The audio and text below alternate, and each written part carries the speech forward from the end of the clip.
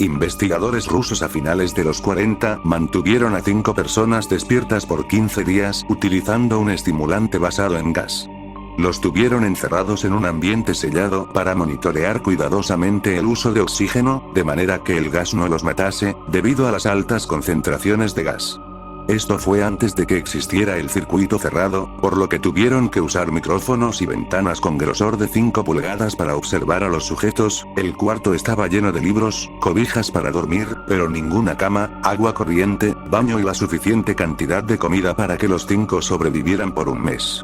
Los sujetos de prueba eran prisioneros políticos y de guerra declarados enemigos del Estado durante la Segunda Guerra Mundial.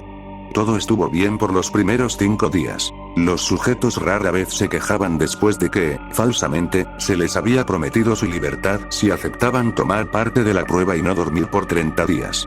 Sus conversaciones y actividades fueron monitoreadas y los científicos notaron que conforme pasaba el tiempo, ellos hablaban sobre incidentes traumáticos de su pasado.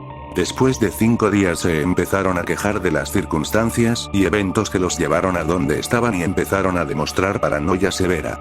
Dejaron de hablar entre ellos, y comenzaron a murmurar de manera alterna en los micrófonos. De manera extraña, todos parecían creer que podían ganar la confianza de sus captores y traicionaban a sus camaradas. En un principio se creyó que esto era un efecto del gas. Después de 9 días, el primero de ellos empezó a gritar. Corría por todo el cuarto gritando repetidamente por 3 horas seguidas. Después, trató de continuar gritando, pero solo podía dar un grito ocasional.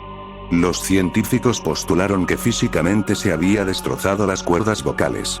La parte más sorprendente de este comportamiento fue cómo sus compañeros reaccionaron a esto.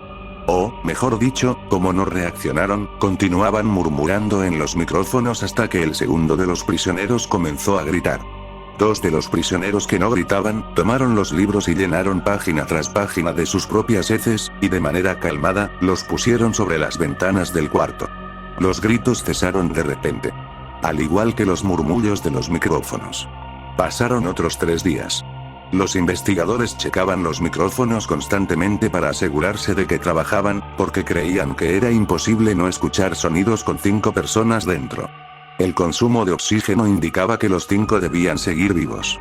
De hecho, el consumo de oxígeno era el necesario para 5 personas que hacían ejercicio extenuante. En la mañana del 14º día, los investigadores hicieron algo que no debían hacer para llamar la atención de los prisioneros. Utilizaron el intercom dentro del cuarto, esperando provocar respuestas de los prisioneros, pues temían que estuviesen muertos, o en estado vegetal. Anunciaron: abriremos el cuarto para probar los micrófonos. Aléjense de las puertas y acuéstense con las manos atrás en el piso o se les disparará. Se le otorgará la libertad a uno de ustedes si obedecen. Para su sorpresa, escucharon solo una frase, con voz calmada: no queremos ser liberados. Hubo un gran debate entre los investigadores y fuerzas militares que financiaban el proyecto. Sin poder provocar más respuestas utilizando el intercom, finalmente se decidió abrir el cuarto a la medianoche del día número 15. Se limpió el gas del cuarto, y se llenó de aire fresco. Inmediatamente, voces de los micrófonos empezaron a objetar. 3 voces diferentes rogaban por la vida de sus seres queridos, que encendieran el gas nuevamente. Se abrió el cuarto para sacar a los prisioneros. Gritaron más fuerte que nunca, al igual que los soldados, cuando vieron lo que había dentro. 4 de los sujetos seguían vivos. Las raciones de los pasados 5 días no habían sido tocadas. Había pedazos de carne de las costillas y pantorrillas del sujeto muerto colocados dentro del drenaje del centro del cuarto, bloqueándolo, permitiendo que 4 pulgadas de agua se acumulasen en el piso. Los 4 sobrevivientes también tenían pedazos de piel y carne arrancada de sus cuerpos. La destrucción de tejidos y la exposición de huesos en la punta de sus dedos indicaba que las heridas fueron infligidas por las manos, y no con los dientes, como era de suponerse. Al examinarlos, se descubrió que la mayoría de las heridas fueron autoinfligidas en su mayoría. La piel y los órganos de detrás de las costillas fueron removidos, mientras que el corazón, los pulmones y el diafragma seguían en su lugar. El tracto digestivo de los 4 sujetos podía verse trabajar, digiriendo comida. Rápidamente se hizo aparente estaban digiriendo su propia carne, y que ellos la arrancaron y se la comieron en el transcurso de los días. La mayoría de los soldados eran fuerzas especiales rusas en las instalaciones, pero, aún así, muchos se negaron a regresar al cuarto para sacar a los prisioneros. Estos, sin embargo, insistían a gritos que los dejaran dentro y de manera alterna rogaron y demandaron que se encendiera el gas nuevamente, para evitar quedarse dormidos. Para sorpresa de todos, los sujetos pusieron una resistencia feroz durante la extracción. Un soldado ruso falleció cuando uno de los sujetos le mordió el cuello, otro fue gravemente herido cuando otro de los prisioneros le mordió la arteria femoral y los testículos. Otros 5 soldados perdieron la vida, si se cuentan a aquellos que se quitaron la vida en las semanas consecuentes al incidente. Durante la lucha, uno de los prisioneros dañó su bazo, sangrando de manera casi inmediata. Se intentó sedar al sujeto, pero fue imposible. Se le inyectó más de 10 veces de la dosis humana de morfina, y aún así luchó como un animal rodeado, rompiendo las costillas y un brazo de un doctor. Se veía latir su corazón al máximo por 2 minutos completos, mientras se desangraba, y continuó gritando por más de 3 minutos, atacando a quien se le acercara, repitiendo la palabra más una y otra vez, cada vez más débil, hasta que cayó en silencio.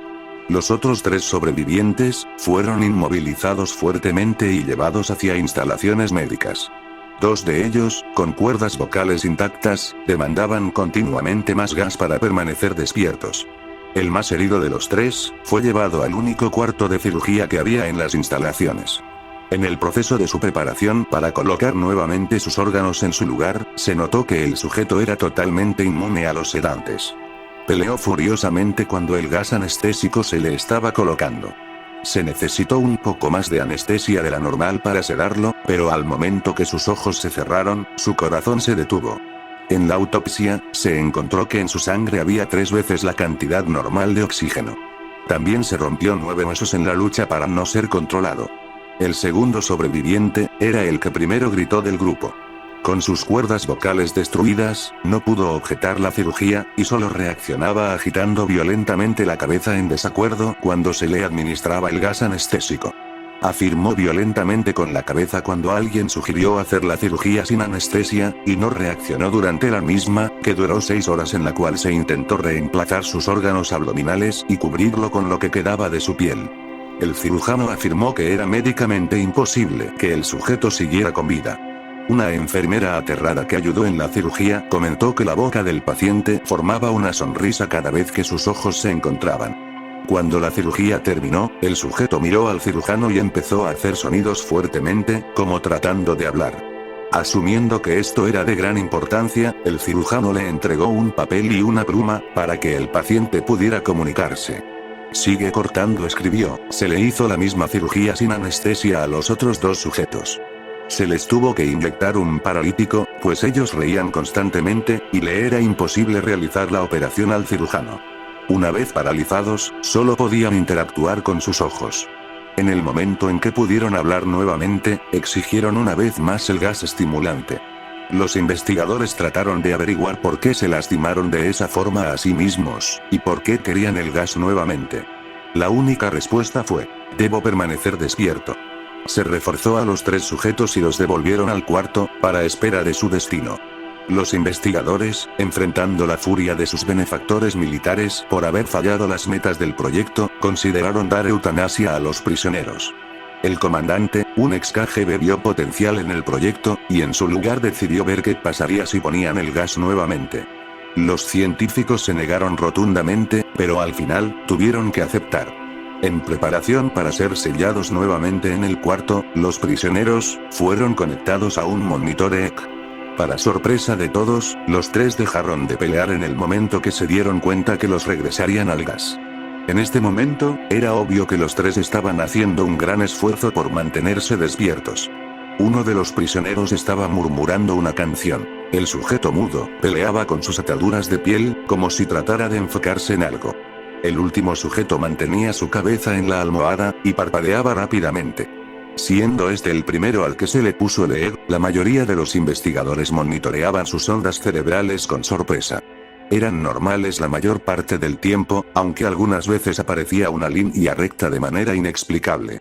Parecía que repetidamente sufrían de muerte cerebral. Mientras analizaban los datos, una enfermera notó que los ojos del sujeto se cerraron. Sus ondas cerebrales cambiaron inmediatamente por las de sueño profundo, luego se pusieron rectas, y de manera simultánea, su corazón se detuvo. El único sujeto que quedaba que podía hablar comenzó a gritar para que lo encerraran en ese momento. Sus ondas cerebrales mostraban las líneas rectas del sujeto que acababa de morir por quedarse dormido. El comandante dio la orden de sellar el cuarto con los 2 prisioneros dentro, junto con 3 de los científicos.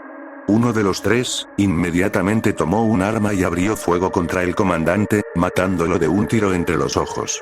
Después apuntó al prisionero mudo, y le voló el cerebro. Apuntó al prisionero que quedaba vivo, mientras que los demás investigadores escaparon del cuarto. No me encerrarán con estas cosas. No contigo. Le gritaba al prisionero que estaba atado al camastro. ¿Qué eres? Demandó. Necesito saber. El prisionero sonrió. ¿Tan fácilmente te has olvidado de mí? El prisionero preguntó. Somos ustedes. Somos la locura que está encerrada en todos ustedes, rogando por libertad en cada momento de tu vida, desde lo más profundo de tu mente animal. Somos aquello de lo que te escondes en tu cama todas las noches. Somos lo que duermes y silencias y paralizas cuando te vas a tu cielo nocturno, donde no te podemos alcanzar. El investigador hizo una pausa. Apuntó al corazón del prisionero y disparó. El EEG mostró una línea recta mientras el sujeto débilmente murmuró casi, tan libre,